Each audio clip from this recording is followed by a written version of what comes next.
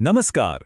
1857 ये सिर्फ एक साल या एक तारीख नहीं है, बल्कि भारतीय इतिहास का वो पन्ना है जिसने ब्रिटिश साम्राज्य की चूलें हिला दी थीं।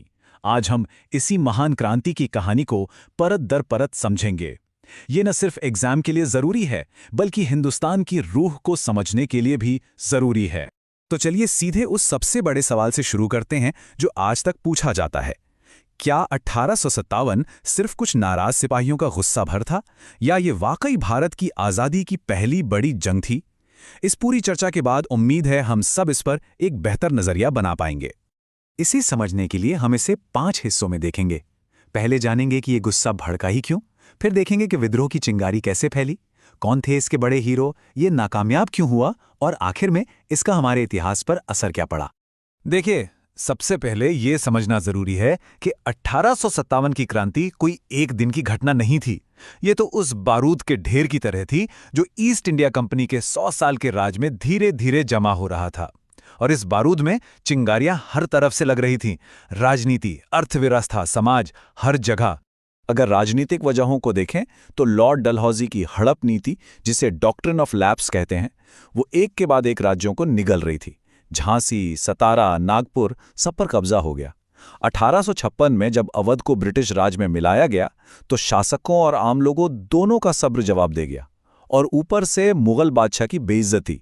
ये ऐलान कर दिया गया कि बहादुर शाह जफर के बाद कोई बादशाह नहीं होगा। इससे भारतीय राजाओं का अंग्रेजों पर से भरोसा, आप कह सकते हैं, पूरी तरह उठ गया था।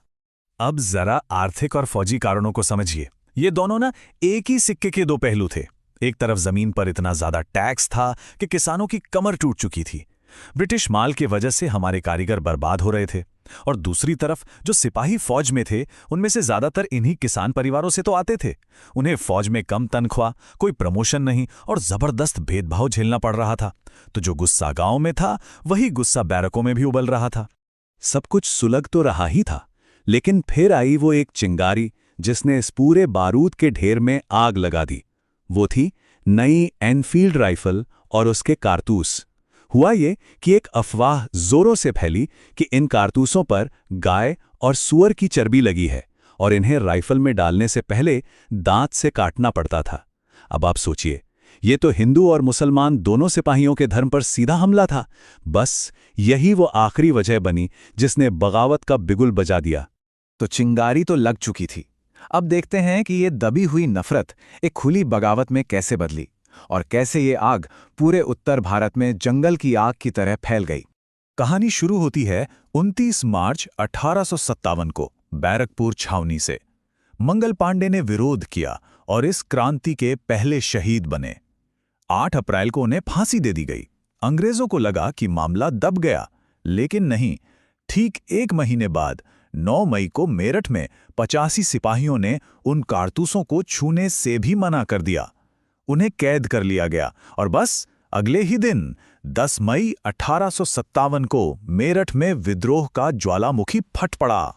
मेरठ के सिपाहियों ने जेल के ताले तोड़ दिए, अपने साथियों को आजाद कराया और उनका एक ही नारा था, दिल्ली चलो। वो दिल्ली पहुंचे और वहां के बूढ़े मुगल बादशाह बहादुर शाह जफर को अपना नेता और हिंदुस्तान का शहंशाह घोषित कर दिया। ये एक बहुत ही बड़ा कदम था। अब ये सिर्फ सिपाहियों का गुस्सा नहीं रहा, इसने एक राजनीतिक शक्ल ले ली थी। दिल्ली पर कब्जे की खबर जैसे ही फैली, बगावत की लहर पूरे उत्तर भारत में दौड़ गई। अब बात करते हैं उन बड़े चेहरों की, उन नेताओं की जिन्होंने अलग अलग जगहों पर इस लड़ाई की कमान संभाली। ये नाम और जगहें एग्जाम्स में अक्सर पूछे जाते हैं।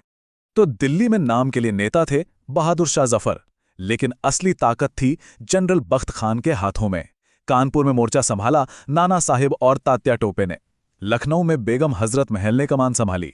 और झांसी का नाम आते ही जहन में कौन आता है? बिल्कुल, रानी लक्ष्मीबाई। बिहार में थे वीर कुंवर सिंह और बरेली में खान बहादुर खान। ये वो बड़े नाम थे जो इस क्रांति का चेहरा बने। हर नेता की अपनी एक कहानी थी, अपना एक कारण था इस लड़ाई में कूदने का। रानी लक्ष्मीबाई अपने गोद लिए बेटे के अधिकार के लिए लड़ रही थी। नाना साहब की पेंशन बंद कर दी गई थी तो वो नाराज थे। बिहार के जगदीशपुर के जमींदार कुंवर सिंह ने अपनी जमीन के लिए आवाज उठाई। और बेगम हजरत महल अपने अवध को बचाने के लिए लड़ रही थीं। वजहें भले ही अलग अलग थीं, पर दुश्मन सबका एक था। इतनी बहादुरी, इतनी कुर्बानियों और शुरुआती कामयाबियों के बावजूद ये महान विद्रोह आखिर सफल क्यों नहीं हो पाया? आखिर कहाँ कमी रह गई? चलिए अब इसकी वजहों को समझते हैं। विद्रोहियों की सबसे बड़ी कमजोरी थी एक सेंट्रल लीडरशिप और एक कॉमन स्ट्रेटजी की कमी। नेता अपने अपने इलाकों में तो बहादुरी से लड़ रहे थे, लेकिन उनमें आपस में कोई तालमेल नहीं था। वहीं दूसरी तरफ ब्रिटिशों के पास एक यूनिफाइड कमांड थी, बेहतर हथियार थे और रिसोर्सेज की कोई कमी नहीं थी। और एक बहुत बड़ी वजह यह भी थी कि ये विद्रोह पूरे भारत में नहीं फैल पाया। इसका असर ज्यादातर उत्तर और मध्य भारत तक ही सिमट कर रह गया। दक्षिण और पूर्वी भारत काफी हद तक शांत रहा। यही नहीं, कई भारतीय रियासतें और पढ़ा लिखा तबका भी या तो चुप रहा या फिर उन्होंने अंग्रेजों का ही साथ दिया, जो विद्रोहियों के लिए एक बहुत बड़ा झटका था। विद्रोह भले ही नाकाम रहा हो, लेकिन इसने भारत में ब्रिटिश राज की इमारत में ऐसी दरारें डाल दी थीं जो फिर कभी नहीं भर सकीं। इसके जो नतीजे हुए वो बहुत दूर तक गए और उन्होंने आने वाले आज़ादी के आंदोलन की पूरी दिशा ही बदल दी। सबसे पहली और सबसे बड़ी बात, ईस्ट इंडिया कंपनी का राज खत्म हो गया। 1858 के एक्ट के बाद भारत पर सीधा लंदन से यानी ब्रिटिश क्राउन का शासन शुरू हुआ। दूसरा, अंग्रेजों ने अपनी फौज का पूरा स्ट्रक्चर बदल दिया। भारतीय सिपाहियों के मुकाबले अंग्रेज सिपाही बढ़ा दिए गए। और तीसरा, और शायद सबसे खतरनाक, उन्होंने फूट डालो और राज करो की नीति को अपना सबसे बड़ा हथियार बना लिया। तो चलिए अब वापस उसी पहले सवाल पर लौटते हैं। इसे क्या कहा जाए?